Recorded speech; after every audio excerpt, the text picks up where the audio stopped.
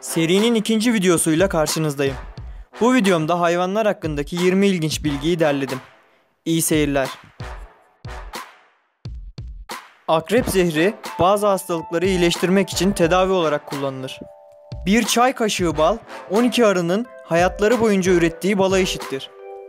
Akrepler metabolizmalarını yavaşlatarak herhangi bir besine veya suya ihtiyaç duymadan 1 yıl kadar yaşayabilirler. Atlar, insanların yüzlerini asla unutmazlar. Bir insandan zarar gördüklerinde aradan yıllar geçmiş olsa da onu yeniden görünce aşırı tepki verirler.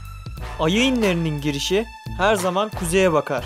Eşekler senede 80 ila 100 defa çiftleşirler. Fillerin hamilelik süresi 2 yıldır. Dünyanın en hızlı hayvanı gökdoğanlardır.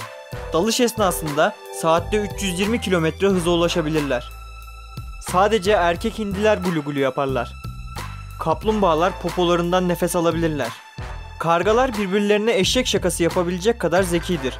Kargalar 5-7 yaş arası çocukların zekasına sahiptirler. Kediler tatlı şeylerin tadını algılayamazlar. Yani şekerli gıdalar tüketmek onlara keyif vermez. Koalalar günde ortalama 20 saat uyurlar.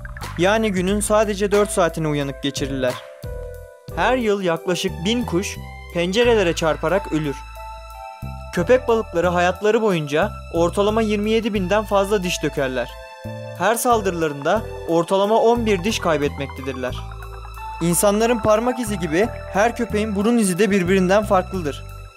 Sincaplar meşe palamutlarını nereye koyduklarını unuttukları için her yıl binlerce ağacın yetişmesini sağlarlar. Kelebeklerin ömrü en az olan hayvan olduğunu sanıyorsanız yanılıyorsunuz.